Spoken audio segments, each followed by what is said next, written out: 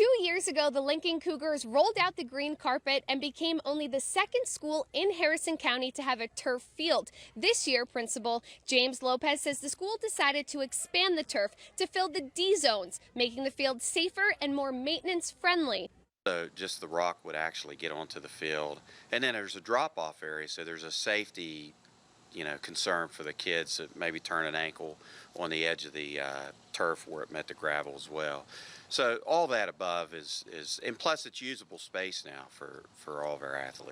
Open up the season tonight with a visit from the Braxton County Eagles. Kickoff is coming up at 7:30. We will have those highlights plus much more tonight in the Honda Sports Zone. But it's not just football Shinson is excited about tonight. The Frontiers Days Festival is in full swing, so everyone's invited to come out for a fun, family-filled weekend. The Doddridge County Fair is officially underway here in West Union. This is the 39th year people have gathered in the county park for the fun-filled event. This year, the fair will feature carnival rides, food, and lots of live entertainment. Gate prices will be $8 today and tomorrow, then $10 on Friday and Saturday. Saturday's biggest attraction will be the Mud Bog beginning at 2 p.m. But what I'm looking forward to is the talent show tonight at 7 o'clock. Local entertainer Josh Oldacre, who was a previous contestant for the talent show, will be the MC this year, and I will be one of the judges. We will have those results for you tonight at 11, live in Clarksburg at the 35th Annual Liberty High School Band Spectacular.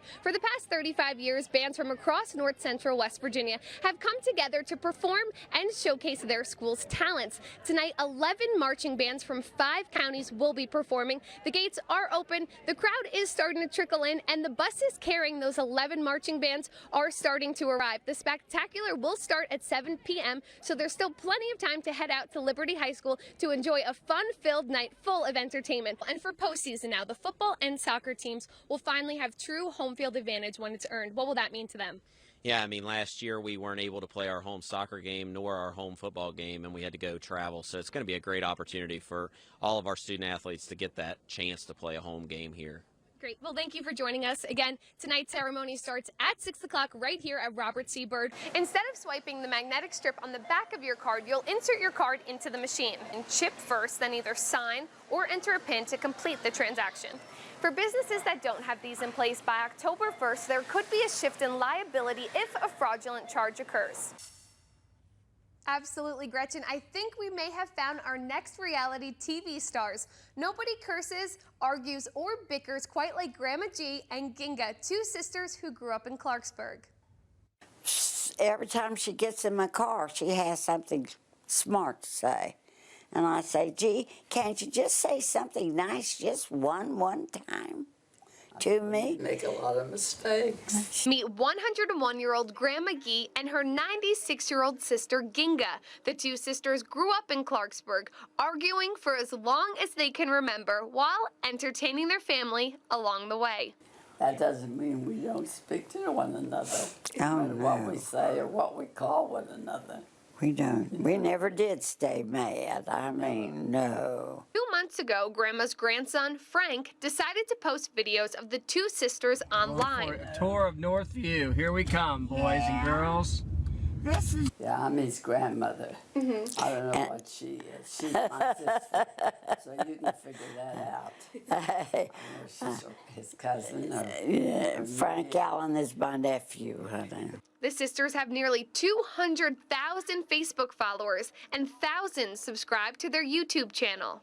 We just laugh. We just laugh, tickled, you know. We just laugh at one another. They'll say you're famous. What do they want our pictures for? To keep up with the two sisters and their Clarksburg adventures, we will have a link to their Facebook page and YouTube channel at our website. For WBOI.com, I'm Marisa Matyola.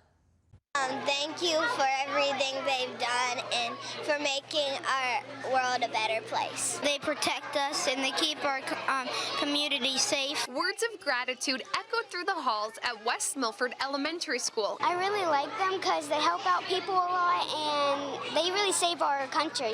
Do a lot of stuff for us and we should respect them. In honor of Thank a Police Officer Day. Quite overwhelming. because the kids, they thanking us and wanting to hug us and everything else. Hundreds of students greeted officers with handmade cards. As soon as we walked through the door, there was a whole pile of them greeting us at the door, yelling, screaming, laughing, giving us fist bumps, high fives.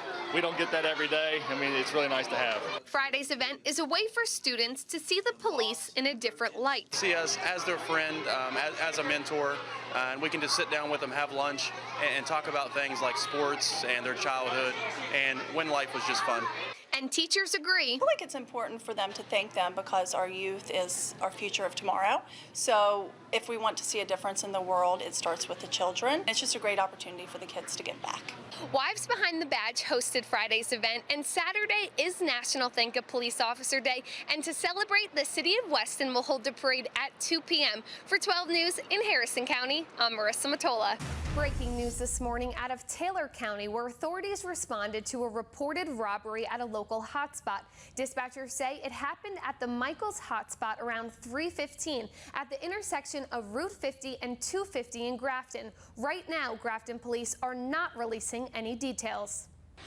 Public hearings are set this month across the country on a proposed federal rule to require coal mine operators to equip coal hauling machines and scoops with sensors intended to curb deaths and injuries. The sensors automatically shut down equipment when people get too close. A hearing will be held October 19th in Beaver, West Virginia. Federal mine regulators say sensors could have prevented 42 deaths on mobile machines from 1984 through 2014.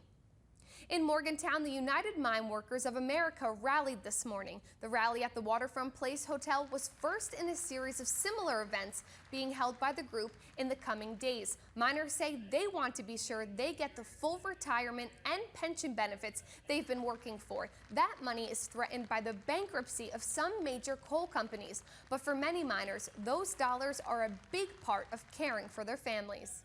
I think it's something we've worked for. Personal for me, my wife's got an MX. I'm trying to take care of her as much as I can. Go to Cleveland twice a year, and if the bill don't pass, I don't know what's going to happen. Congressman David McKinley and Evan Jenkins and Senator Joe Manchin all spoke in support of the miners at the rally. West Virginia highways officials are planning 11 informational meetings around the state to seek input about potential future projects. The Department of Transportation is developing a list of expansion, resurfacing, and other transit projects for fiscal years 2016 through 2021. The first meeting is set for Tuesday at Elkins Middle School. Another will be held next Thursday at Lewis County High School. Comments will be accepted during the meeting. Written comments can be sent to the DOH by November 17th.